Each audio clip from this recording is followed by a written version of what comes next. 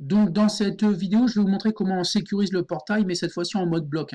Donc sécuriser le portail, c'est en cas de détection d'obstacles lors de la fermeture du portail, le portail se rouvre automatiquement pour éviter de coincer quelqu'un en fait dans le portail lors de la fermeture. Donc c'est exactement la même chose que le mode organigramme, mais cette fois-ci on va le faire en mode bloc. Donc évidemment, vous ouvrez en fait votre programme. Donc moi je l'ai pas ouvert pour pas vous montrer la solution. Donc vous ouvrez votre programme ici que vous avez réalisé en mode bloc, le programme qui commande le portail à l'aide du bouton poussoir. Donc vous imaginez ici que vous avez le programme du portail en mode bloc. Donc que vous avez fini dans les séances précédentes. Voilà. Donc moi je vous le montre pas pour pas vous donner la solution. Donc, en fait, vous allez être obligé de dupliquer en fait tous ces blocs-là, donc qui vont vous servir après pour la sécurisation. Donc, en fait, tout ça, c'est une partie de programme que vous allez trouver ici, que vous allez dupliquer en fait. Donc ici, il faut bien qu'il y ait votre programme de votre programme en mode bloc du portail, et vous dupliquez ces blocs-là pour les mettre ici à droite. Donc, je vais vous montrer un petit peu comment on duplique. Donc, vous imaginez que vous avez le bloc répété jusqu'à l'entrée portail ouvert ici. Vous cliquez le bouton de droite dessus, puis dupliquer. Voilà, il va apparaître et vous le mettez ici. Donc moi j'ai fait sur répéter indéfiniment, mais vous faites la même chose pour tous ces blocs-là. Donc tous ces blocs-là, vous devez les dupliquer ici comme je viens de vous montrer. Donc clic droit et dupliquer, voilà. Et vous les cliquez glisser ici comme j'ai fait ici. Voilà.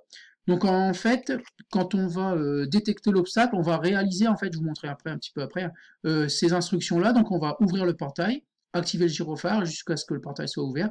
Ensuite on va l'arrêter et puis désactiver le gyrophare. Voilà. Donc la première chose à faire, c'est d'aller en fait régler en fait les entrées-sorties. Donc vous cliquez ici à gauche sur table d'entrée-sortie, voilà. Donc vous serez très certainement là-haut, voilà. Donc nous on sait que c'est C4, donc l'entrée C4 qui détecte l'obstacle. Donc pour que ça soit plus clair, parce que C4 c'est pas très parlant. Donc en fait on va mettre C4 obstacle point d'interrogation. Donc maintenant, ok, on ne saura que si on met obstacle point d'interrogation, le détecteur d'obstacle est branché sur l'entrée C4. Donc vous embêtez pas trop avec ça. Donc ensuite, ce qu'on va faire, on va aller dans avancer, voilà, et on va chercher, alors vous êtes peut-être obligé de vous déplacer, vous allez chercher autoriser l'interruption quand, alors justement, quand l'obstacle, voilà, une fois, si vous aviez laissé C4, ça aurait été C.4 ici, mais là c'est quand même plus parlant maintenant, donc obstacle. Donc quand on va détecter l'obstacle, activer l'obstacle, on va déclencher l'interruption. Voilà. Donc je vous mets je vous dis où on met tout ça. Donc vous cliquez glisser votre programme, vous mettez ça au tout début. Voilà. Voilà. Donc ici pareil, même chose, vous avez toujours votre programme, le programme que vous avez réalisé précédemment.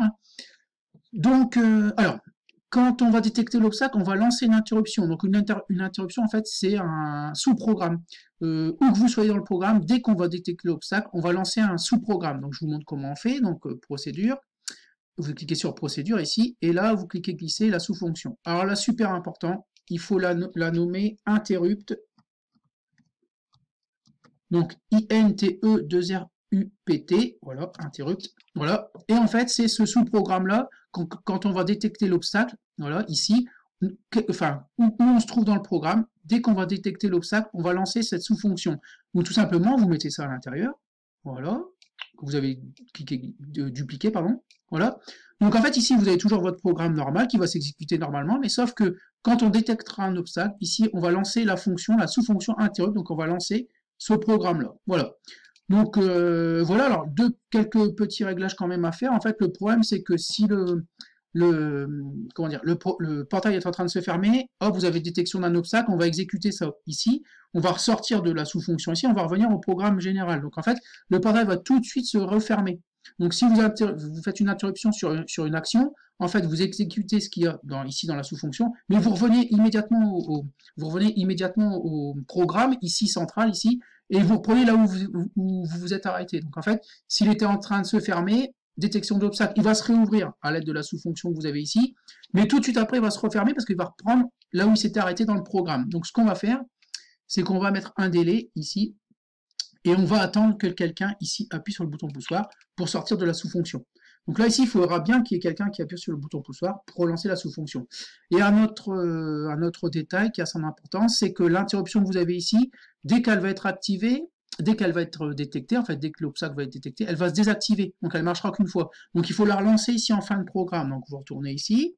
Voilà. Donc, à avancer, vous prenez autoriser ici. L'interruption, ouais, c'est pas ça. C'est quand ici, quand obstacle détecté. Voilà. Donc ici, autoriser l'interruption quand ça est activé. Donc là, ça va relancer encore une fois l'interruption ici, et on va repartir dans le programme qui se trouve ici. Voilà. Donc bien sûr, vous n'oubliez pas d'enregistrer de temps en temps. Voilà. Donc voilà pour la gestion de l'obstacle en mode bloc.